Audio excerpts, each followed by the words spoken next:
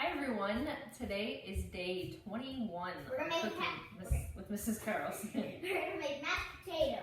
Yes, so we wanted to kind of focus on some I'm not going to enjoy this. holiday meals or holiday food for your meal ideas. So is today Thanksgiving meals?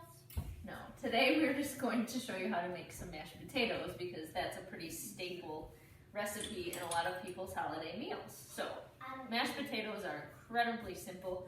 All you need are potatoes, milk, and butter. Milk and butter. You don't even need to break it down on paper. No. Memorize it. Right, it's a pretty simple recipe. The hardest part of this is really just peeling the potatoes, and that's just time consuming. I'm going to say mashing the potatoes. That's not that hard. To me it is. Okay, so what I have here in front of you, this is the amount of potatoes that come in a 3-pound bag of potatoes. That's all I'm going to show you for today, but you can adjust this recipe depending on how many potatoes you need for your dinner. To peel your potatoes, all I do is take a small paring knife and kind of just use my thumb as a guide to press on the potato and then pull my knife toward me. So if you use your thumb, put a little pressure on that and pull down with your finger toward your thumb. Okay, so you could also use a vegetable peeler for this if you're not feeling confident enough with your knife peeling skills. But this is a pretty good thing to practice. Hey Mom? Yes? It kind of looks like the inside of an apple. Inside of an apple? Yeah, it kind of does.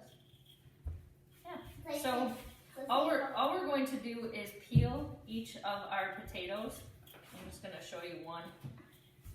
Once I get this peeled, I want to cube this up so that it takes less time to boil. So I'm just going to cut it in half, then in half again, and then cube it again and again.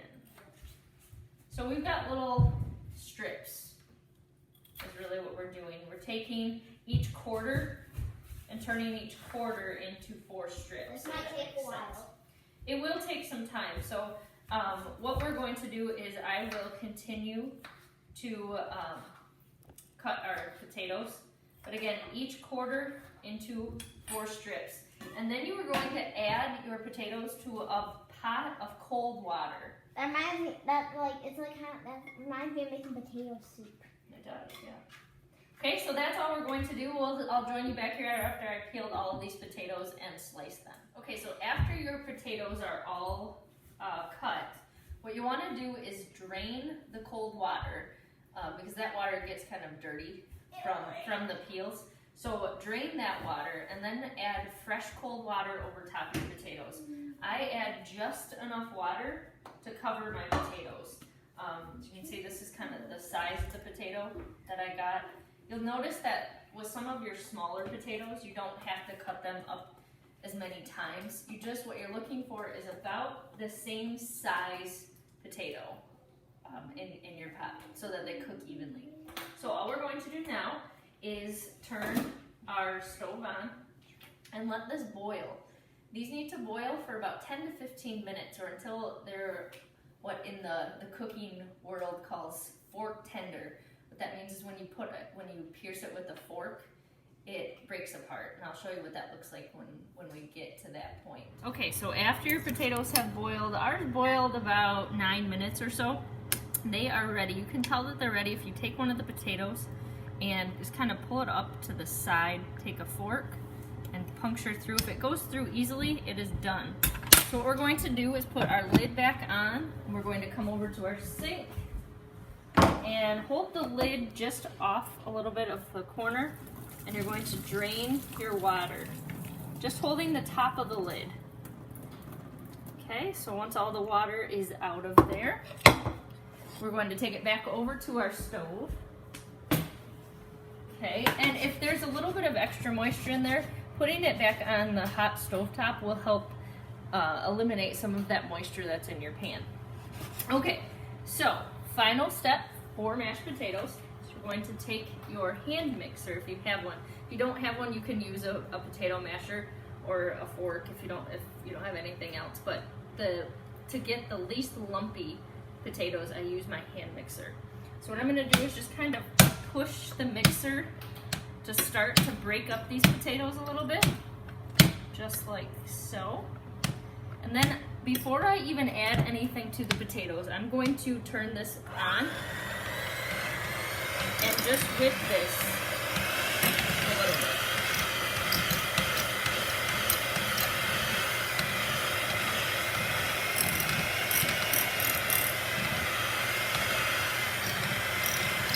Alright.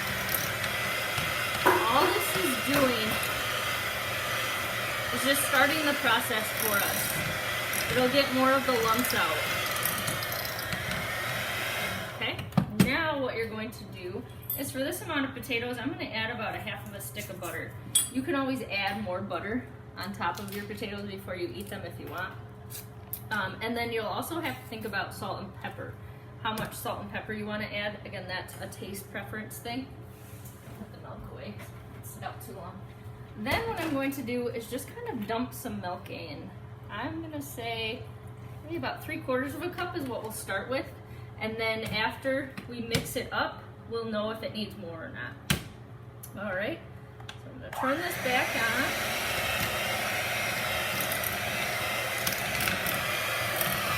So you can see by mixing it first, it's going to give us much creamier potatoes.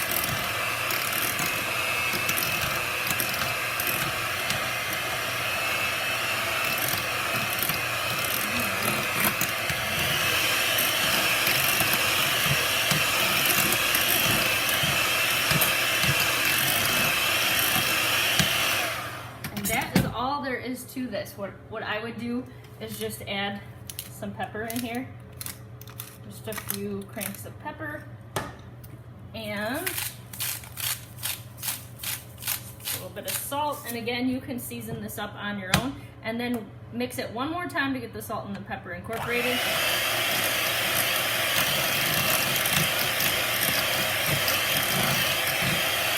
And there you have it. You have homemade mashed potatoes. So much better than instant.